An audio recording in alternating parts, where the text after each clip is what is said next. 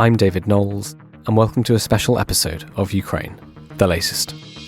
Bravery takes you through the most unimaginable hardships to finally reward you with victory. This hideous and barbaric venture of Vladimir Putin must end in failure. We need a military strategy for Ukraine to gain a decisive advantage on the battlefield, to win the war. Nobody's going to break us. We're strong. We're Ukrainians.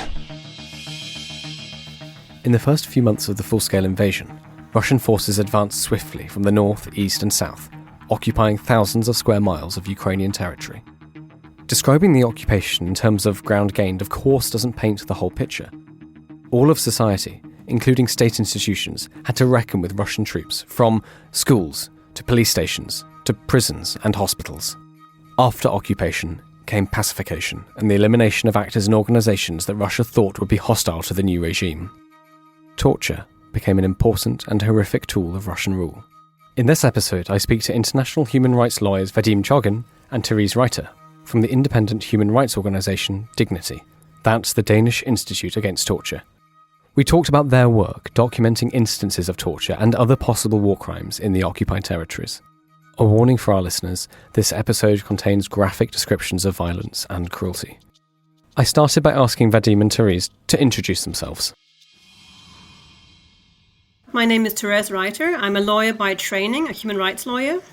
Currently, and for the past many years, the legal director of Dignity, which is the Danish Institute Against Torture, an organisation working to fight torture in about 20 countries worldwide. In addition to that, I'm also the vice president of the European Committee for the Prevention of Torture, which inspects prisons and other places of detention in the 46 member states of the Council of Europe, including in Ukraine and Russia, and in the UK. And my name is Vadym Chovgan, and I'm a human rights lawyer. I'm originally from Ukraine. I currently work at Dignity, Danish Institute Against Torture, and together with Therese in the same legal department, which Therese leads. I work on various projects in Ukraine, including accountability projects like this one, and I have background in prisons and human rights. That's why also the topic of this report, and I'm a co-author of this report. Can we start just by talking about your report as a whole?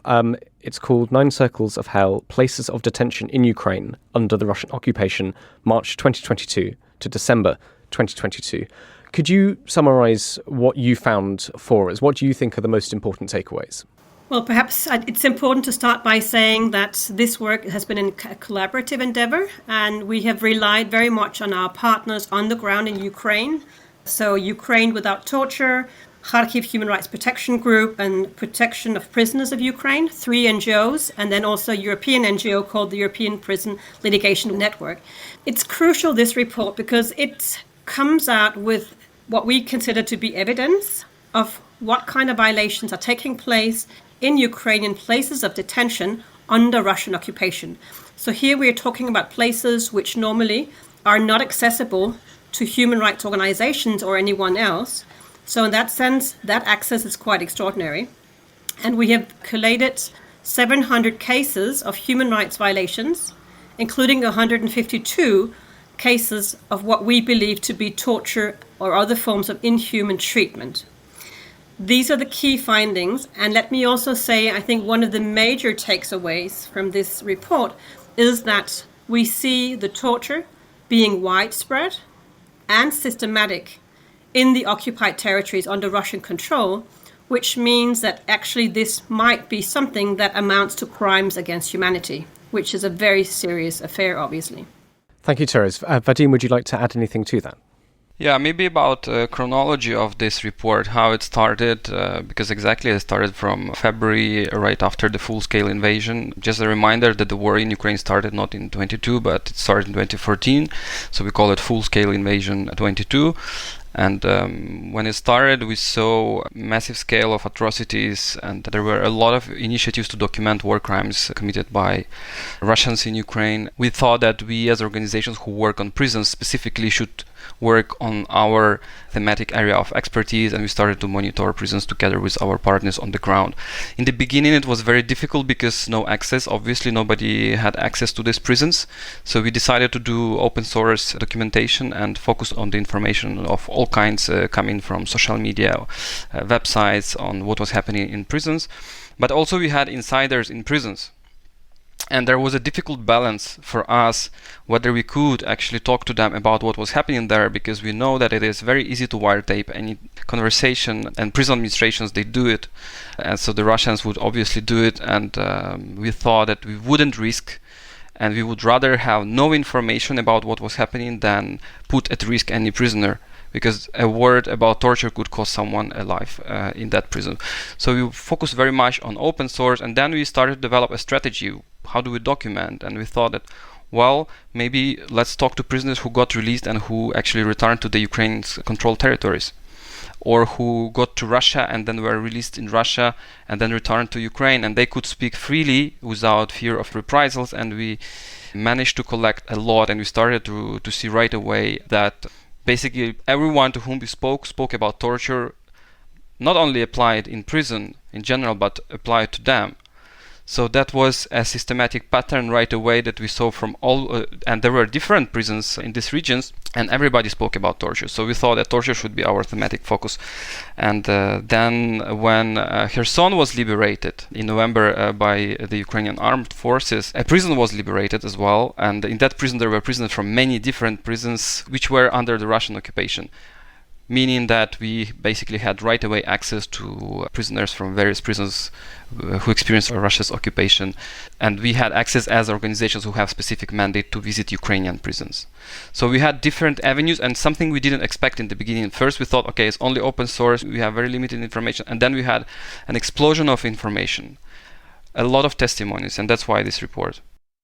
In your report, you talk about a lot of different sorts of institutions. Some are prisons, official places of detention, police stations, unofficial places of detention as well. Could you just talk us through and help our listeners understand sort of where these places are? What do they look like? Right. So the priority for us was were prisons, because this was something we worked on. But also we thought, right, the places of detention are not only prisons. These are police stations, these are social institutions like psychiatric hospitals. These are also unofficial places of detention, which could be garages, basements of individual houses.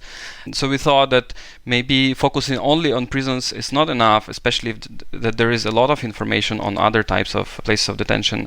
And we thought that compiling it in one report to give a reader a proper overview of all places of detention and to compare patterns there, that was something we could do and we should do. Now we see that our focus is shifting a bit towards prisons, more towards prisons maybe because we have a lot of direct victims to whom we can talk, while with other places of detention it's not always the case, and also there are other organizations who work on specific places of detention. This report focused heavily on prisons. Yeah, I think the important thing here is both the official and the unofficial angle, because normally one would expect that persons are held in a lawful manner and that there is no arbitrary detention, which of course might be the case in those places where it's official, but certainly all of these unofficial places of detention are places where we don't only see the human rights violations in terms of torture and ill treatment, but also to begin with the fact that they are arbitrarily detained and held in places which are unacknowledged, which means these are secret places of detention, which means that legally speaking, these persons are actually also victims of enforced disappearance. So here there is another layer of human rights violations because of the mere fact that they're held in unacknowledged and unofficial places of detention.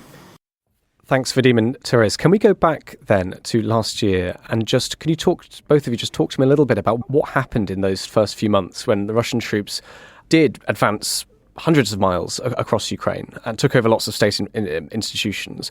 What did that look like? What were the first things the occupying forces did? How does this story start for you?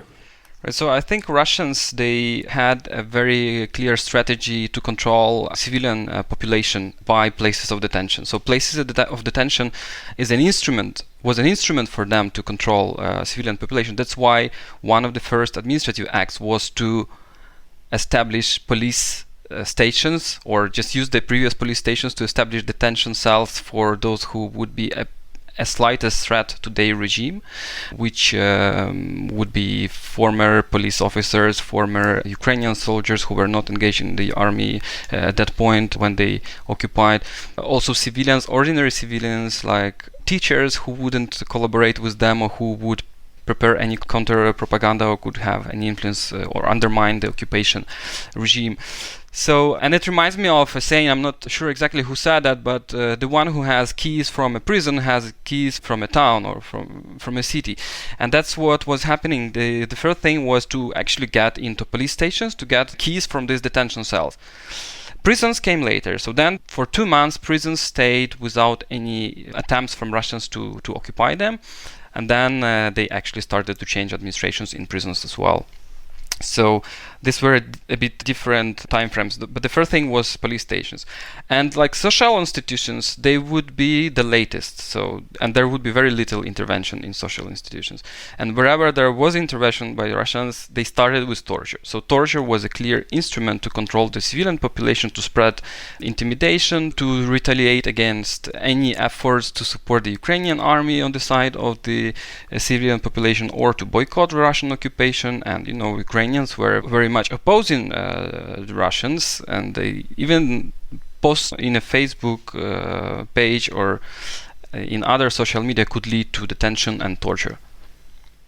Can we talk a little bit about the experience of Ukrainian prisons in the occupied territories? It's not something I think that I've ever seen much work done on in the last year, so it's very interesting to read your report and read the experience of the people who were held there and then during the occupation were essentially abused and suffered torture by the Russian occupiers.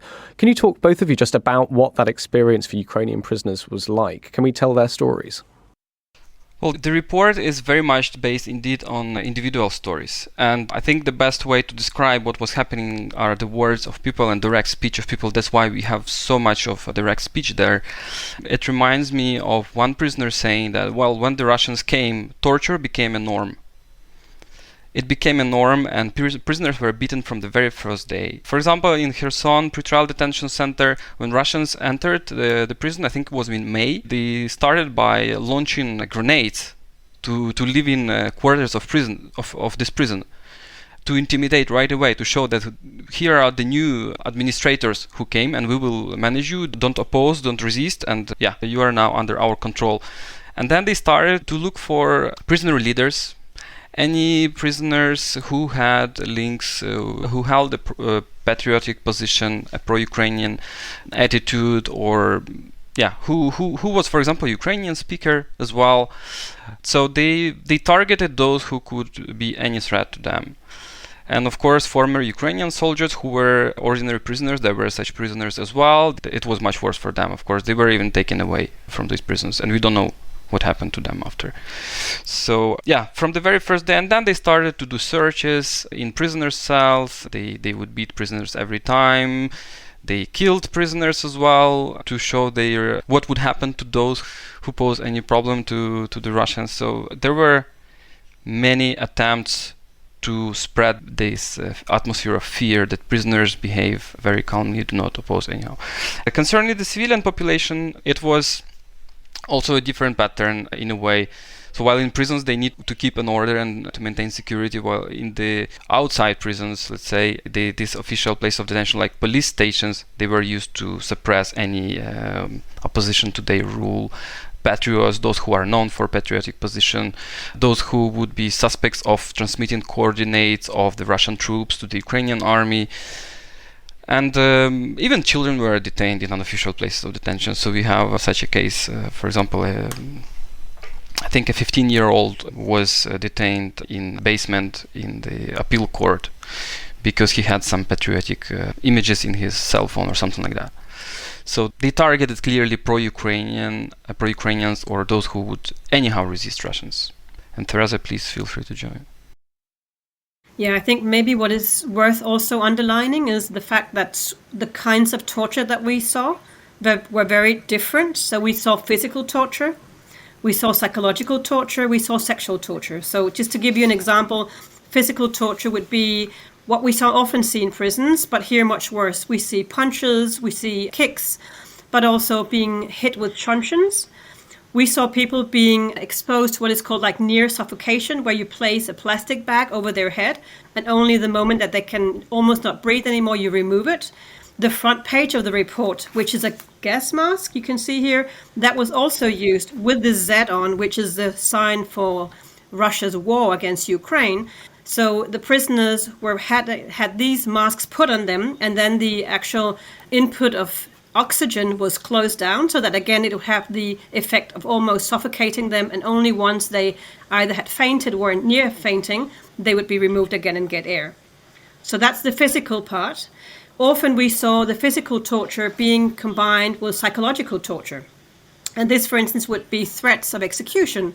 So again, a person would be hooded, and then the officials of the prison would start shooting, but just above their head. So you cannot see anything. You don't know whether they just missed you this time around and whether next time they'll hit you in the head. And this is known to be one of the extreme, brutal and very, very traumatizing types of torture, of course. So these mock executions took place, and prisoners were also threatened that if they did not do as the Russian would say, then their family members might also be exposed to mock executions or beatings. And then finally, let me mention the sexual torture, because this is something which is very severe as well. We saw a number of cases in which people had electrodes placed to their genitals, and then they would simply open up the current, the electricity, and then they would have these, electricity going to their genitals, something which is not only extremely painful, but you can imagine also the psychological effects of this, and also the effects in terms of a man, for instance, or a woman, having administered current through your genitals, what that means for reproduction possibilities. So an extremely brutal and an extremely cruel pattern of these three types of torture. The title of your report, we mentioned it at the beginning of this recording, 9 Circles of Hell. Can you tell us where this quote comes from and why you chose it? That's a story about a prisoner in a prison. It's called Pivnichna Colony or Pivnichna Prison number 90 in Kherson region. There, a prisoner was suspected of cooperating with the Ukrainian armed forces, that he transmitted coordinates of the Russian troops, which he did not admit actually, and then forced him to sign documents when he didn't even see what type of documents. Then they were torturing him by strangling him. For a few days he was tortured. And then he said, well, I cannot bear it anymore, just kill me. And then the torturer, he called his superior, probably in Russia, and it was a video call. And he asked, so can basically explain the situation, and the superior just nodded, basically cleared this murder.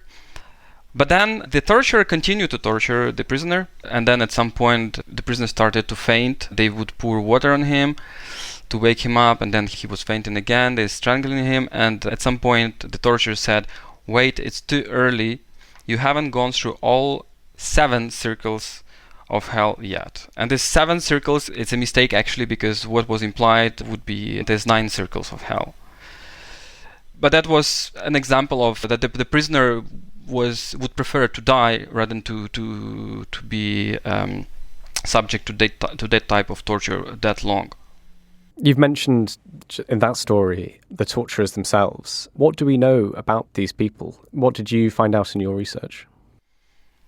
What we found is that they were very much aware that their names could be spotted. So from the very beginning they came in a uniform which wasn't even a Russian uniform. It was a black uniform. They wouldn't show their faces, but then they started to show faces. Sometimes prisoners heard their nicknames. We have some names. So this report contains also names of perpetrators.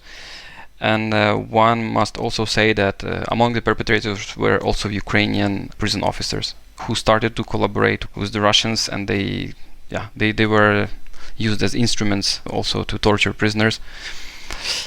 And we also have those names.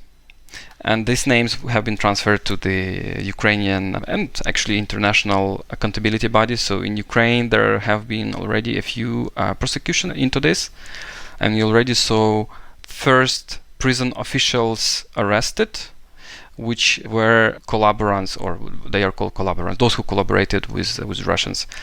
About the Russians is more difficult because they are not on the Ukraine-controlled territories, but their names are sent where they have to be sent, and we will keep that track. We keep receiving more names. Therese, would you like to add anything to that? What happens next for the? I mean, as Vadym said, in Ukraine, you can maybe find these people, start prosecuting them. What happens for the people who we don't know where they are? Well, for those that we don't know where they are, it will be very difficult for us, obviously. If we get some information about that, we would be able to track them. But I think from our end, what we have now is already quite a lot of potential evidence for prosecutions, for war crimes, and even crimes against humanity. So we will be sharing this documentation with a number of different institutions. One, of course, is the Prosecutor General's Office, who have already received a number of these cases. Secondly, the Commission of Inquiry on Ukraine, which is a UN commission that is also investigating these crimes and collecting evidence. And then thirdly, we will also be making submissions to the International Criminal Court, who, as you know, is already investigating both war crimes and crimes against humanity. So I think there's a number of different recipients of this evidence. And finally, I should mention, there's also across Europe 10 different countries that have open investigations into war crimes committed in Ukraine. And those who wish to receive our information, who might have specific needs of names, patterns, that's also some bodies that we will then be able to share the information with. Thanks, Therese. Thanks, Vadym. Just before we go on, you've spoken in depth about the official places of detention, the prisons that were occupied and the experience of the prisoners. I know you've mentioned it before, but could you sort of sum up and just go through a little bit what the experience for civilians was like in the unofficial places of detention?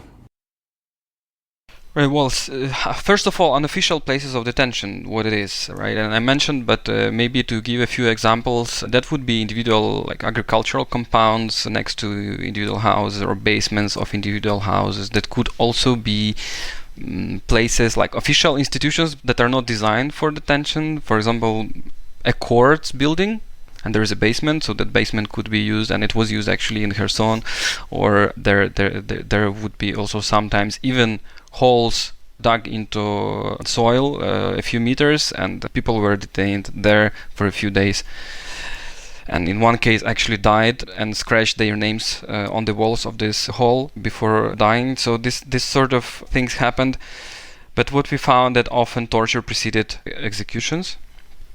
And concerning the unofficial place of detention, another thing worth highlighting maybe is very often this were completely innocent civilian people who were tortured there, and they would be detained for any slightest issue, like a teacher refusing to cooperate, or head of a plant that would refuse to cooperate, or even a priest.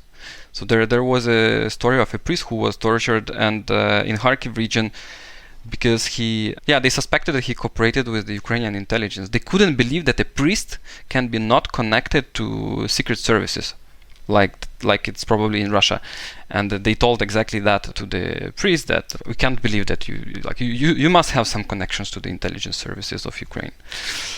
And they would use, I think in terms of torture, we saw much more electric torture in unofficial places of detention. Like torture used to electrocute people, including through connecting the cables to people's genitalia. And that was, I think it was also used in prisons, but mostly in places of detention. What's interesting is that the Russians had already often portable devices to inflict electric shocks. We even had a story, and this would be devices like military devices, like the military telephones, field telephones, where they would spin a part of it and it would produce electricity. But there was even a case where our former partner who worked for one of our partners, Ukraine Without Torture, who was a monitor of the national preventive mechanism, so a person who would go in peace times who would go to prisons and monitor prisons to check if they were human rights compliant. So he was in Kherson region during occupation, and he was invited by the Russians to their office, and he stayed there for quite a few hours, and they knew everything about him, and they asked him to collaborate with them to to work with the new occupation administration, and he said no, and they said, well, you can go. And when he started to go, they electroshocked him by a taser.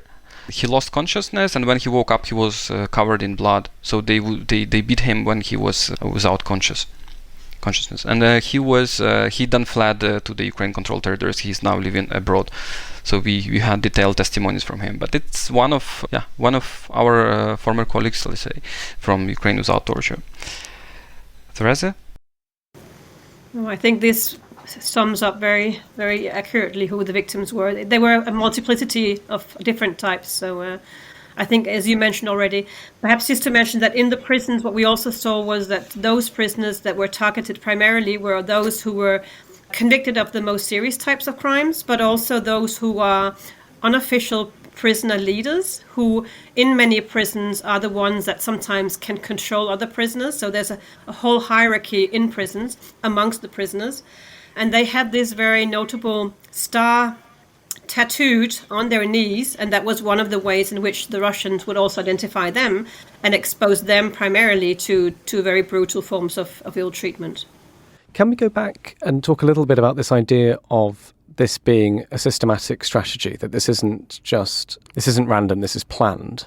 Because this, as your report makes clear, this happens across the occupied territories, places thousands of miles distant from Kherson to Kharkiv. Therese, would you talk a little bit about that when we say it's systematic? What do we mean by that? And what are the implications of that? Absolutely. So what we did was that there were a number of interviews, in total 121 interviews, of which we did 64 ourselves, our partners. Out of these 64 interviews, 85% alleged torture or inhuman treatment. So this obviously is extremely widespread in terms of the sheer numbers. What is also important to keep in mind is that it was at every single prison facility that we had these stories of torture and inhuman treatment, be it physical, psychological, or sexual. So the ubiquity of the torture in the place of detention, the geographical spread throughout the entire occupied territories, but also the commonalities in terms of the methods that were used, also the commonalities in terms of the victims that were targeted. This all together means that we believe to be able to say that the practice of torture was indeed widespread and systematic. Now, what does that mean? It means in legal terms that this might amount to crimes against humanity.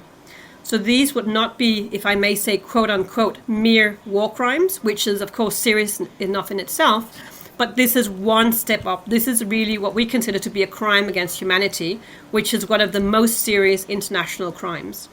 And this has implications obviously for the ICC or for other courts, either national or future international courts that might be prosecuting these persons, because the conviction will be of a complete different nature.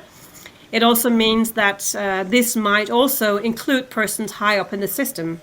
So we will not only see those that are actually exercising the torture physically, the guards, but we might see also persons held responsible who are, it could be the prison director, but it could also be people much higher up in the system at a political level. Vadym, would you like to add anything to that?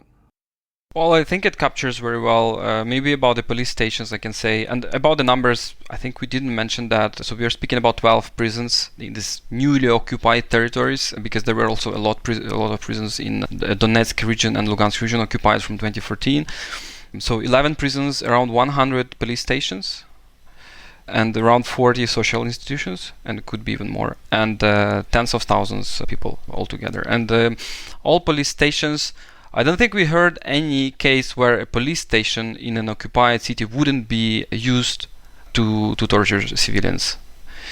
That also shows. And for torture to be systematic, you don't necessarily need to have a written plan that torture should take place in all prisons or in all police stations. But by comparing different places of detention, comparing the methods, seeing these people, survivors of torture coming from all prisons, we see that it is systematic and widespread. I think that torture is a norm, captures it in prisoners' words, and that's what we heard from the vast majority, as Therese mentioned. We spoke earlier about the experience in the first few months of the full-scale invasion and the occupation and what happened next. Towards the end of last year, we saw a series of successful Ukrainian counteroffensives, the two most famous in the north in Kharkiv and in the south in Kherson. Can you just talk us through what happened there? What did these... Because that's where some of the testimony comes from. What did the advancing troops and the liberated civilians find? When the Ukrainian armed forces liberated the Kherson region and also part of Mykolaiv region, that actually all, I think, Mykolaiv region, and there was also a prison there, and in Kherson region, the prisoners were lost a bit. They didn't know what to do. They were closed, and the information came across the prisons that they were mined. So the Russians mined that prisoners couldn't escape, but the prison administration left the prisons. And prisoners stayed there, and of course, active fighting, and they didn't know what to do. And at some point, they managed to open the doors or the gates of prisons, and they went out. They went to the city, and then the Ukrainian authorities, when they took proper control over, for example, the city of Kherson, they started to deliver a message that prisoners have to return. And it was actually surprising that even live prisoners would return. So they wouldn't escape. Live prisoners who in Ukraine, by the way, do not have a realistic perspective of release. They returned to the Ukrainian controlled prisons, and then they were transferred to other prisons, because in Kherson, for example, it was very dangerous for them to stay there. So they were evacuated to various prisons where we managed to interview them later on. Right, I think that's about prisoners. Of course, there was a lot of confusion among prisoners also in the beginning of occupation, and they were all mentioning that they were waiting for the liberation. So they were, until the majority of them were very pro-Ukrainian, some implicitly, some explicitly, very few who wanted actually to stay anyhow with Russia. And that was manifested also in prisoners' resistance to participate in this sham referenda that took place, in receiving Russia's citizenship. But some received. So they were forced, and they received Russian citizenship, so they had to deal with that. A lot of problems for them, and many actually were evacuated to the occupied territories and then to Russia. But we can talk about it more. Yeah. That leads, I think, into my next question. And both of you have talked a little bit about what we don't know. That your report is based on interviews you've done and open source investigations and the work of journalists. But there's an awful lot about the face of some of these people that we don't know. People who were disappeared, as you just said, Vadym, evacuated to Russia or to Luhansk or Donetsk. Can we talk a little bit about that? What you've shone a light on a lot, but there's a lot that still remains in darkness. What is that? Well, yeah, we can only imagine what's happening now in those occupied territories that remain occupied. And it reminds me a bit March 22, when we were actively trying to find information. There was little information. The majority of information for this report we managed to collect because the region was liberated, and there were in that specific prison prisoners from many prisons. They were just concentrated in one. So the majority of information, we got it after the region was liberated, and we learned about all those horrors. That's probably what's happening in the occupied territories. We have some information, but it's not enough. Absolutely, we can only hope that the regions will be liberated as soon as possible, and the Ukraine's counteroffensive is coming according to many sources, and we will see more. We know that some people who managed to escape from the occupation and then more recent survivors, let's say, they keep speaking the same thing: torture, widespread against civilians, prisoners. We hear, for example, just this morning I double-checked with our partners what's happening with those prisoners who remained in prisons in Zaporizhia region and in Kherson region in the south of Ukraine. And we have some information, unconfirmed, unverified, but there is already information that they are building even a prison there. A new one in Ganichsk, which is on the occupied territories. They even allegedly returned some prisoners from Russia. Those Ukrainian prisoners who were deported to Russia, they returned them to use their forced labor to build this prison and to build even the new regional prison administration HQ. We can say that torture keeps happening there in places of detention as we speak. And we need to be mindful of that, and think that supports the cause of support to Ukraine, and that these territories need to be liberated as soon as possible. And we will keep monitoring what's happening, and there will be more reports on this. And next reports will have more information, shed more light on what is there. Actually, there is a difficulty for us to evacuate some Ukrainian prisoners who ended up in the Russian territory. So who were transferred to Russia, but then they sometimes do not have passports, they sometimes are detained in migration centers. And we heard that they were tortured on their way to Russia, and in Russia some of them even were forced to go to fight against Ukraine. So we even had that type of information. Yeah, so unfortunately there will be probably another report about much worse cases. Therese, anything to add to that? Yeah, perhaps just to mention very briefly that what happens in Russia is something which is very difficult to find out. The only two bodies worldwide who have access to place of detention in Russia is, on the one hand, the International Committee of the Red Cross, and secondly, the European Committee for the Prevention of Torture under the Council of Europe. Because while Russia has been expelled from the Council of Europe, they remain states parties to the convention. So this means that the CPT, which it's called, will be actually conducting a visit to Russia this year, will be moving into place of detention and also prisons. Now, whether they will be able to find some of those prisoners who have been sent from Ukraine, we don't know, because we don't know whether they are held in official place of detention or whether they're actually held somewhere else. So this remains to be seen, but I think this is one of the very few possibilities we actually have to see and verify how they are being treated once they've been transferred to the Russian Federation. Before we end, can I ask you both, obviously this report is made out of hundreds of individual testimonies from people who underwent the worst, most awful kind of treatment imaginable. Are there any that particularly stand out for you that you'd want to share? I mean, as you said, it's their words and their experiences really which we're trying to shine a light on. So for you both, is there anything that really stood out?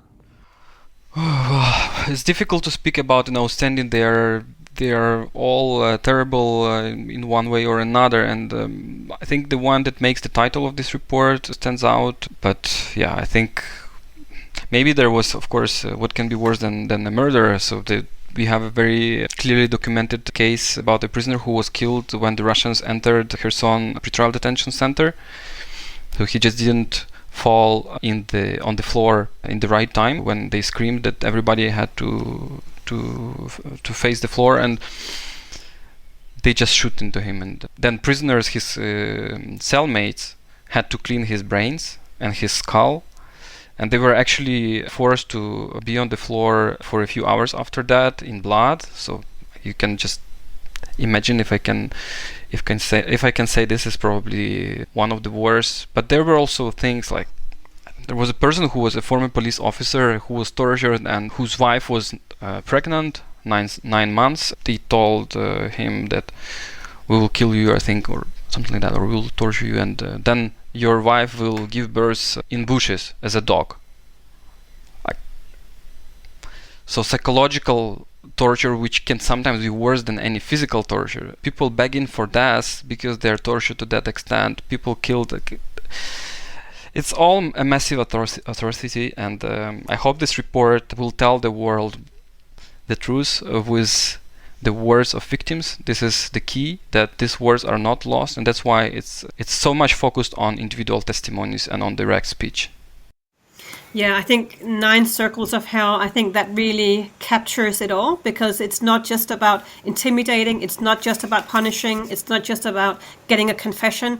It's all of these things put together with a lot of brutality, with a lot of sadism.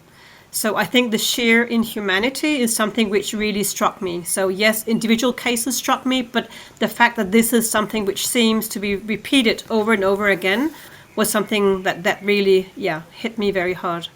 Thank you very much, Vadym and Therese. Can I ask you finally, is there anything we haven't spoken about that you think is important for our listeners to hear?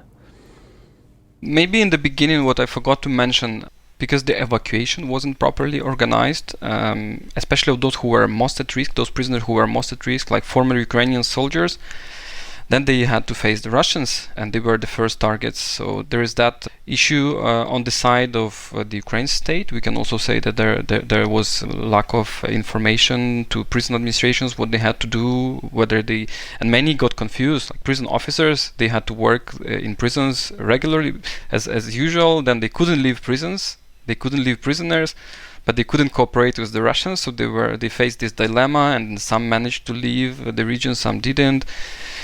So I think that is mentioned in the report. The blame is, of course, on the Russian Federation for what they did. And then maybe another thing was about what was that? Yeah, I think many prisons still remain occupied. They keep using prisoners for their military purposes, like digging trenches, making fortifications for the Russians. They keep using prisons as military depots, so they store tanks in prisons. That's something we also documented and verified, which makes prisons targets, military targets, together with prisoners. So prisoners are not evacuated from those prisons where they store their military ammunition. And then maybe the last thing is about deportations. So these are forced deportations because prisoners are not asked, those who are transferred to Russia, but not only prisoners, also people from psychiatric institutions, from children's institutions. The children are also deported to Russia without consent. The Russian Federation even acknowledges some prisoners' detention. So our partners managed to get this written confirmation this and that prisoner is in Russia. And they said that they evacuated them, but they never asked them whether they want to be evacuated or not, whether they were not given a possibility to serve a sentence close to their home. And some of their detention sometimes is not acknowledged also, and many relatives suffer not knowing what happened to those people, and we keep trying to track them, but this is also a responsibility for many international organizations who are in charge of this, like the Red Cross as well, the United Nations, who do not really have access. But that's crucial that they have access to these places as soon as possible. Yeah, perhaps on a final note, we see now some of the most brutal forms of torture hitting at the very heart of Europe. We haven't seen that since the genocide in Srebrenica back in the mid-90s. So in this sense, it is quite extraordinary. I think what is also very positive, contrary to these patterns of very brutal violations, is that we have a united Europe that has come together, that has actually now, as I mentioned before, 10 states have opened investigations and will be prosecuting perpetrators. That's very positive. So we will see, hopefully, accountability for those acts, both by the perpetrators themselves, but also by persons high up in the system. We see the International Criminal Court also having issued arrest warrants over Putin, and also the Commission on Children. So this is quite unprecedented in terms of actually trying to achieve justice and accountability. And for us who are collecting this kind of evidence, and for our partners who are doing this work on the ground at great personal risk, this is very comforting, because we do hope that the many victims will one day receive the justice that they deserve. Therese and Vadym, thank you so much for your time. Thank you very much to you too. Thank you, David. Ukraine the Latest is an original podcast from The Telegraph. To stay on top of all of our Ukraine news, analysis and dispatches from the ground, subscribe to The Telegraph. You can get your first 3 months for just £1 at www.telegraph.co.uk/Ukraine the Latest. Or sign up to Dispatches, our Ukraine newsletter, which brings stories from our award-winning foreign correspondents straight to your inbox. We also have a Ukraine live blog on our website where you can follow updates as they come in throughout the day, including insights from regular contributors to this podcast. You can listen to this conversation live at 1 p.m. each weekday on Twitter Spaces. Follow The Telegraph on Twitter so you don't miss it. To our listeners on YouTube, please note that due to issues beyond our control, there is sometimes a delay between broadcast and upload, so if you want to hear Ukraine the Latest as soon as it is released, do refer to podcast apps. If you enjoyed this podcast, please consider following Ukraine the Latest on your preferred podcast app. And if you have a moment, leave a review, as it helps others find the show. You can also get in touch directly to ask questions or give comments by emailing ukrainepod@telegraph.co.uk. We do read every message. And you can contact us directly on Twitter You can find our Twitter handles in the description for this episode. Ukraine the Latest is produced by Louisa Wells and Giles Gear.